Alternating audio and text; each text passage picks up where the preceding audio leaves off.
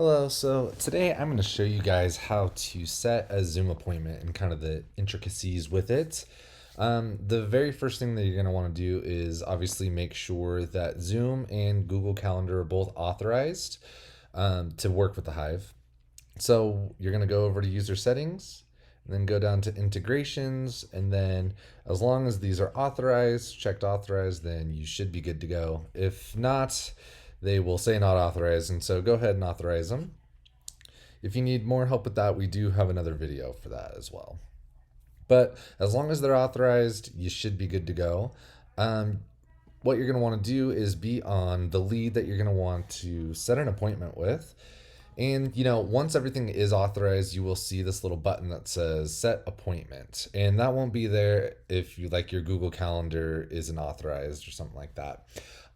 And so yeah, that's where you're gonna set your appointment. So you'll click on it, say this guy right here is going to sit down with me, or over Zoom at least. And so you'll see a few options here. There's home phone meeting, a Google Meet appointment, and then a Zoom appointment. And obviously this video is just for Zoom, but the process is pretty much the same for both of these as well. But yeah, you're gonna click on Zoom appointment. And then what is going to happen is you're just going to see this little interface right here. So it'll create this as your meeting title. It'll always be meeting with and then the name of the person. You can definitely change this however you want. So if you just want a different title, you can just type it in here. But then next thing you're going to want to do is choose the date. So for this, it's going to be tomorrow, and then you're going to choose the time. And you can also choose, you can kind of do the date and time a couple of different ways.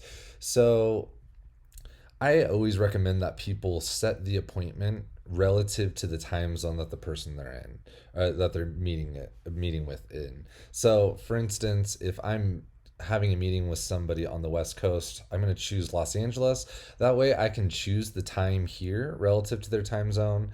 And also, Google Calendar has a weird way of displaying it. So if you set it in your time zone and say, it's at 10 a.m. in your time, which is really 9 a.m. their time, when they receive the invite, it's going to say 10 a.m. Mountain Standard Time, which even though that is 9 a.m. Pacific Standard Time, it still really confuses people a lot. Like it's particularly clients. It'll still show on their calendars at the right time, but if you set it in, in Pacific Standard Time, and it'll show up for them 9 a.m. Pacific Standard Time, and then on your invite it'll say 9 a.m. Pacific Standard Time, but it'll show on your calendar at 10 a.m.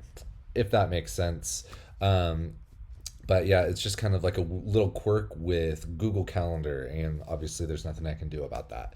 But so yeah, you're gonna choose the time zone that it's in, and then the time. And then once that's set, you're going to choose the calendar that you want it on. So this will display all of your calendars, so you can just go ahead and click whichever one. You can also choose the recording settings here if you want to. It doesn't matter. Or if you actually have, sometimes if you have like your meeting room is default to record, then that will always override what you choose here. But then the email, this is where you can put the email of the person that you're inviting. If their email is already in here, then it will auto-populate. But if it's not, then you can type it in, and you can add as many participants as you want. You just click add participant and it'll put it there. You can also remove participants just by hitting that little X there. But once you have the date and time and calendar set, all you do is hit set Zoom meeting. It'll think for a second and then it'll go away. You'll see over here that this now says one meeting set. And when you click on it, you'll also see that upcoming Zoom appointment now shows with that meeting and time. And so, yeah, what you can do is if you want to delete that meeting, you can just delete it here and it'll undo the whole process. So when you do set the Zoom meeting, what it does is it'll create a Zoom event in your Zoom account, and then it'll also create a Google Calendar event, and then it'll put the Zoom information in that Google Calendar event and then send an invite to the client. And so, it saves quite a bit of clicking around. And then, yeah, when you delete this, it'll delete the Google Calendar event. It will send a notification to the person, the client, saying that this meeting has been canceled, and then it'll also remove from your Zoom account as well. Click that. It'll just think for a second. And then, also here I'm going to set another Zoom appointment. What will also happen is once a meeting's been set, you can see it over here in schedule, and then there's a subsection for calls and appointments, and it'll show up in your appointments. So as you see here, it'll be a meeting with me, and you can click to view the lead, see the meeting set, everything like that. So yeah, that is the basic process of setting a Zoom meeting.